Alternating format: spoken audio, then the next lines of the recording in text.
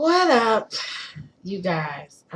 This is Seven, and I'm making this video, the journey of a spiritual truth seeker. Just an update, just like a vlog on what's been going on with me and my journey, and playing in spirituality, if you will. So, um, one of the last videos I made was mind-blowing decisions. It was about me going back to school for to be a life coach and going back for psychology to be a counselor. And the reason why is, it gives me purpose, and without purpose you perish. The reason why these kids are out here doing negative things is because they just don't have an alternative. I see on the news all the time people begging them, stop the violence, put down the guns, and do what? Pick up a book? Like, what alternative do they have? They're bored. They don't have a purpose. Without purpose, you perish. If you're just floating around in life without doing anything that makes you happy, gives you passion, makes you have meaning in life, gives you some type of substance, something to feel good about yourself, you're going to just get into trouble. So, in realizing that, number one, and number two, realizing that I can do whatever I want to do, and not really embracing that beforehand, just feeding into things that other people have fed into and told me about, and I have fed into it. That's what conditioning is. It's feeding into things that you've been told, things that you've seen, and things that you've witnessed, and things that you've allowed to store in your memory banks as truth. Truth in my life is ever changing. The truth is about my belief system. I don't have a structured belief system. I believe in some of everything and a bunch of nothing. It all depends on what it is. I don't use the word belief because I think that word structures you into having to think that way. I'll give you an example. There are some studs and femmes who don't use the label stud and femme, lesbians who don't use labels because they feel like that label boxes them into, I have to dress this way because I'm a stud. I have to look this way because I'm a femme. And, even though I can call myself an aggressive femme, I have on man's clothes right now. That's just me doing what I want to do, And in my truth right now, my truth is I can do whatever I want to do. I am the co-creator of my own life, and I can be whatever I want to be. And the sky's the limit. My options are limited only by the limitations that I put on my own life. I have fed into a lot of things that other people have said. When I asked my mother, I've never been a 9-to-5 wanting to work. I just don't understand. It's a hamster wheel to me. It's you work 40 hours a week, then you're at home more than you're at work more than you're at home to pay for a whole bunch of shit that you don't need, you don't use, because you're at work, you got 2 jobs, but you want other people to think you got money, so you buy a nice car, so you buy nice clothes, but in the end, you're still struggling. I don't do none of that. I just never have. The reason I'm able to work part-time, oh my God, you guys, I have been at home. I worked 4 days last week. Thanksgiving, the day after, and then 2 doubles on the weekends, but I do doubles to try to just get it out the way because it's what I have to do, but I get it out the way. But I spend a lot of time at home. I spend a lot of time in prayer and meditation. It's so wonderful. It's so wonderful being in quiet, because when you get quiet, it's when you can really hear God and feel God. It's when you take time to pay attention to yourself. So what have I learned? I have learned to pay attention to my truth. My truth is whatever sits in my gut and won't leave. Oh, that's right. And I stand on it. Now, the truth is that I don't feed into the religion. The truth is that I think that religion got misguided. And what I mean by religion is Christianity. Other religions too.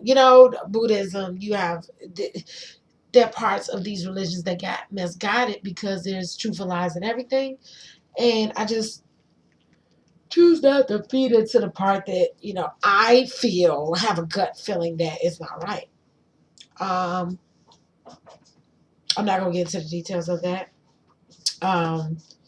Just meditating is not really that spiritual for me because I really don't need to do it to connect with God.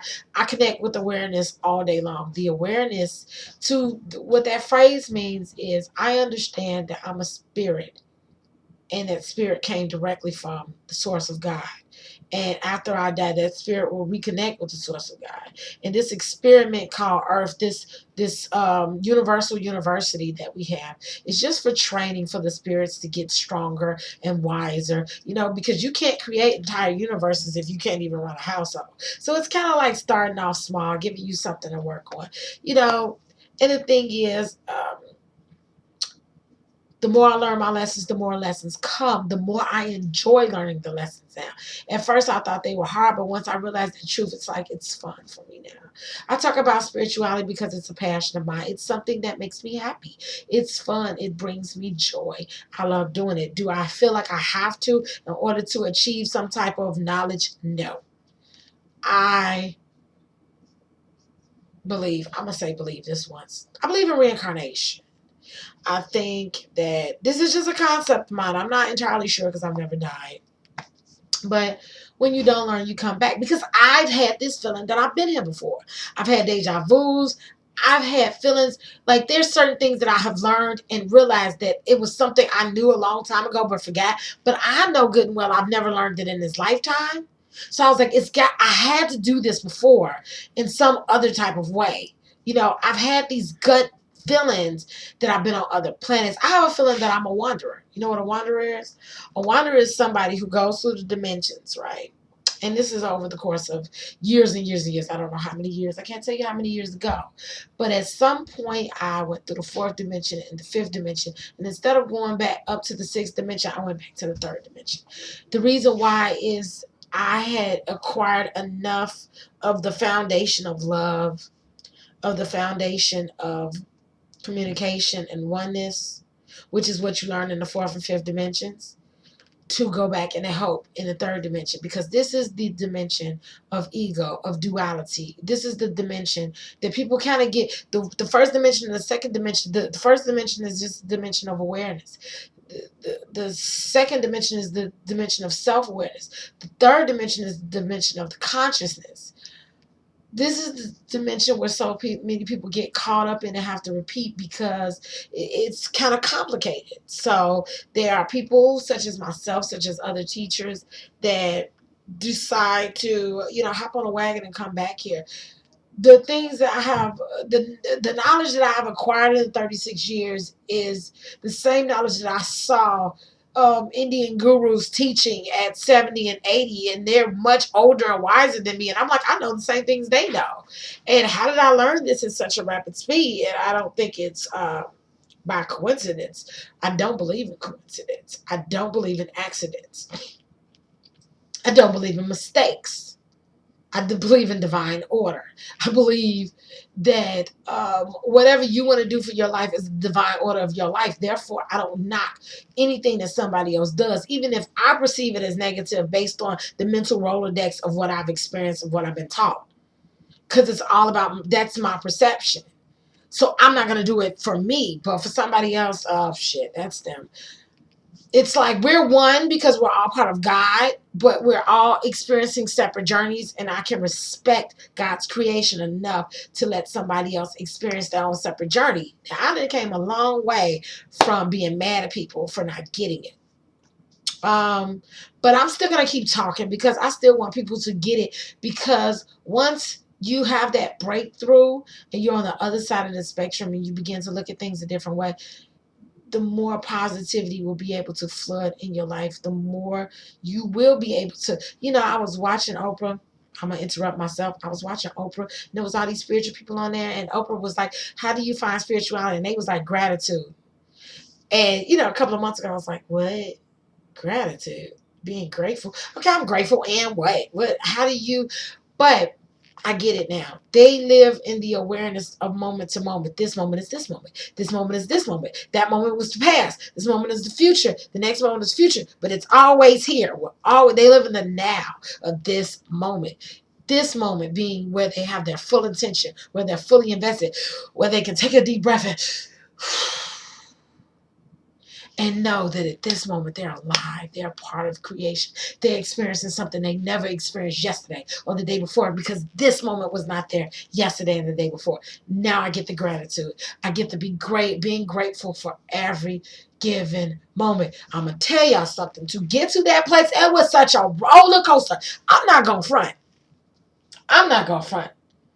To get to that place was such a freaking roller coaster. And when you start saying, okay, maybe what I've been taught ain't that right. Maybe I need to go off on my own and figure out my own path. It gets confusing. It gets challenging. It gets scary. You have to face demons. You have to face things that you buried about yourself. You have to face preconceived notions. You have to face yourself, how you are, how you treat people, because everything you do to them has already been done to you. If you look at somebody else and you say that person is stupid, deep down inside you have an insecurity of being stupid. If you look at that person and you say, damn, that person's a hoe, and you're talking about them in a negative manner, that's creating a negative manifestation because you're doing it behind somebody else's back, it's caused hurt from somebody else's back. It's something that you done that was a little bit hoish that you don't want nobody to know about.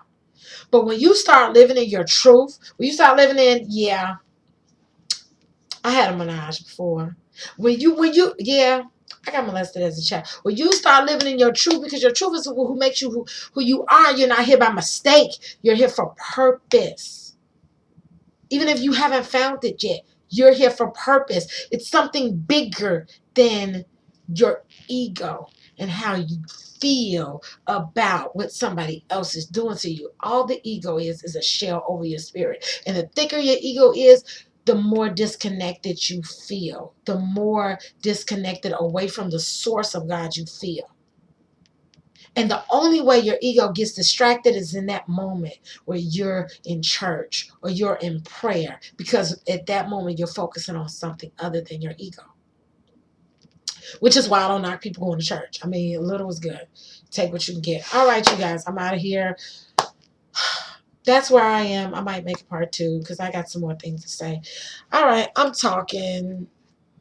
Peace, love, and harmony.